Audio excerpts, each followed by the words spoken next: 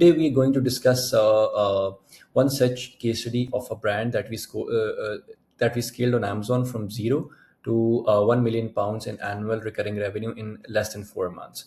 So, Solskin is a premium D2C skincare brand that was essentially competing on Amazon with the household names and giants like Garnier, Bonnie Sand, and Essie their catalog had premium formulas, a wide range of products from mousse, gradual drops, and essentially it was a founder-led brand with limited direction with respect to Amazon. So we started off in late November. For the month of November, the sales were very minimal and mainly being directed from uh, the meta ads towards Amazon. For the month of November, the sales were almost £7,500 with zero to no profit and very limited social proof. So this was mainly the stats for the month of November when we started taking over the brand and started scaling seriously on Amazon. The main challenges that we faced with the brand were that there was zero social proof. There were essentially no reviews onto the products of the listings. So we built a comprehensive review strategy and try to inculcate a specific thank you cards with the review requests as well into the product. So generally did a bunch of things to expedite the social proof on Amazon. Then the brand had a misconfigured catalog. A few of the products were placed in the wrong subcategory, which was affecting the product ranking. The brand was essentially just using FBM, so all the benefits of Amazon FBA were not being utilized correctly. There were a lot of creative gaps since the brand were using very basic listing images and A plus content that seriously needed to be worked on. Then there was a pricing with regards to pressure since this was a premium price product. We had to compete with highly discounted products in this category. And then the keyword pool with which we could start with the brand was also very limited. So we have to very carefully strategize which kind of keywords we're going to prioritize in the start. We started off with doing a very comprehensive keyword research and segmenting the keywords based on their intent. Moving on, we did a listing SEO. We rebuilt the title and bullet points of all the products with high volume search terms. So the SEO and ads could work in alignment with each other and have a supportive circle to push each other with regards to the best strategies for Amazon A9 algorithm. Then we did a full creative overhaul. We designed new images, which included lifestyle photography, infographics, comparison charts, premium A plus content, brand story, and also rebuild the brand storefront so we can divert sponsored brand video traffic towards the storefront as well. So mainly storefront was being treated as a landing page and built in a way that could maximize the conversion of sponsored brand ads. We also focus on strategically pricing the product based on per ml the competitor was offering, and did a thorough offer analysis of how we could price our product in a way that we could maintain the premium pricing and yet maintain the profitability. We also focus on catalog cleanup since there were a few errors popping out to Amazon that has to be fixed, along with fixing the subcategories of the product. Starting off, once the baseline work was done, we started off with the PPC engine. The PPC campaigns and the PPC structure was very carefully planned. Intent-based campaign architecture was used, and relevant keywords were placed in relevant structure, so maximum efficiency could be used within the product categories.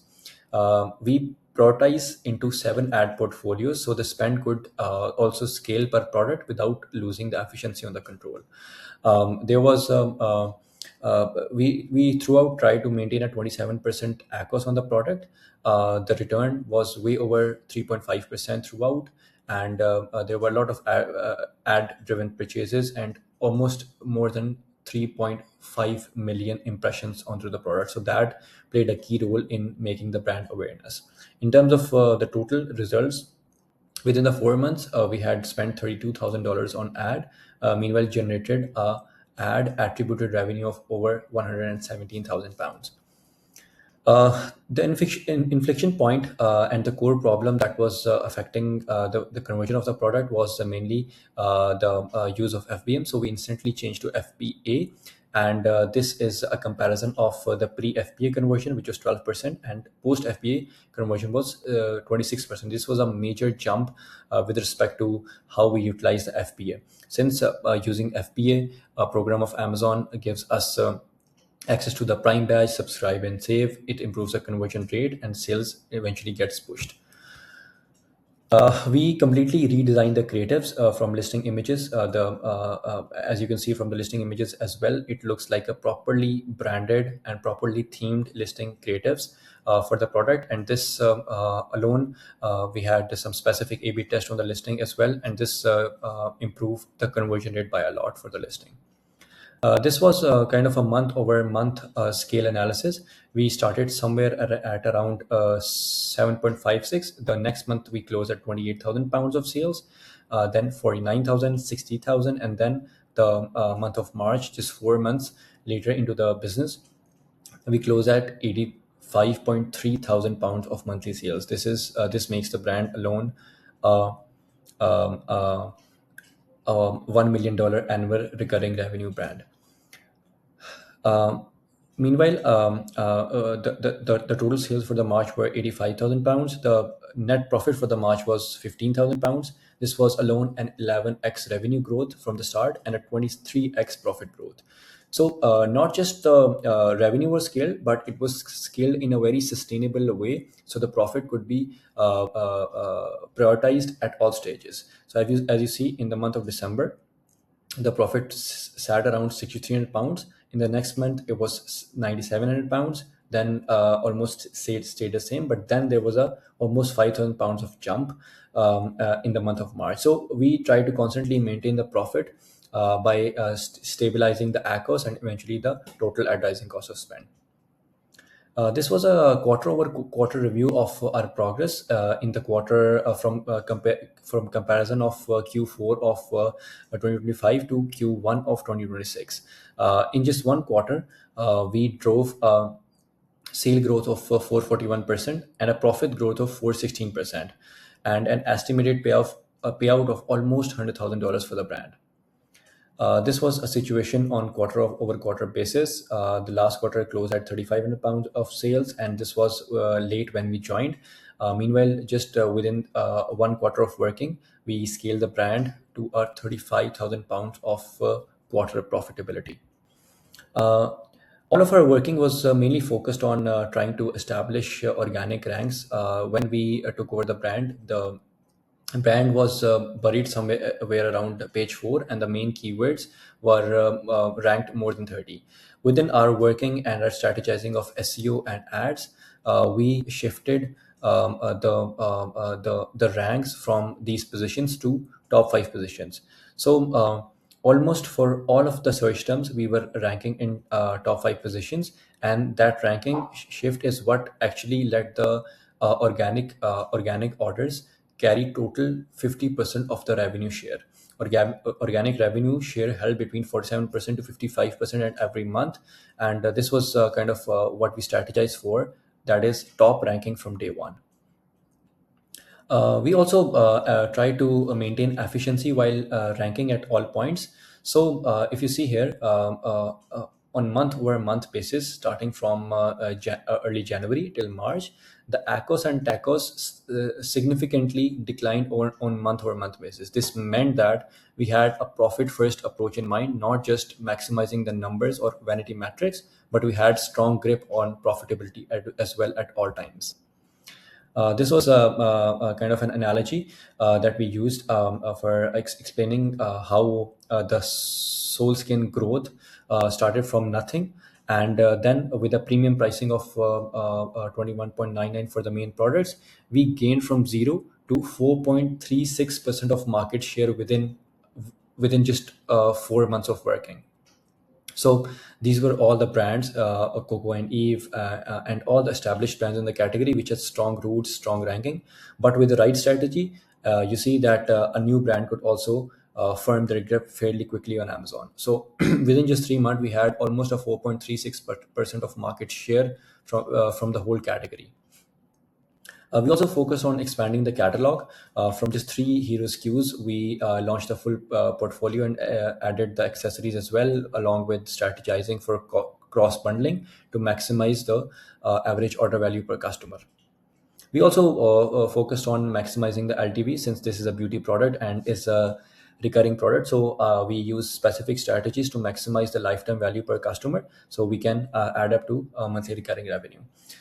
In total, we drove almost 1,000% in revenue growth in just 4 months, and all of the keywords was ranked for top five positions for this particular keyword, and this brand is set to touch $1 million in annual recurring revenue for the year of 2026. Let's see what the brand owner has to say about us.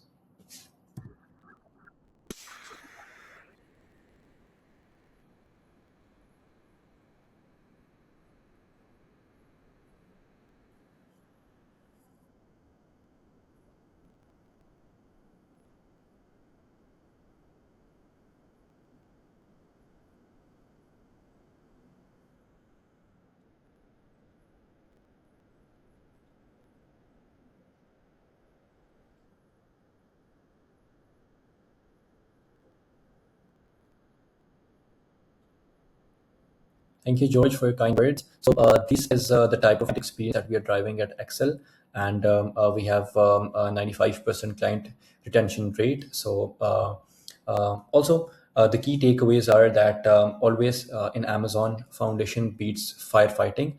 Getting the category, the catalog categories and creative right before scaling, or scaling on the ad, or scaling on external traffic is very important. Then the using Amazon FBA programs and the benefits that come with it are non-negotiable at this point. And if you have a consumable product, then subscribe and save is a key to building a long-term brand on Amazon. And then obviously efficient scaling, maintaining profitability while scaling is the core of principles that we maintain at Excel. We just do not believe in scaling up vanity metrics and showing the revenue. We try to sustainably grow the brand over time. Also, this is kind of a short proof that Amazon is not still a cheap platform. We scaled a premium price product in a dirt cheap category. This means that if you're positioned and branded in the right way, even higher price product could be sold on Amazon.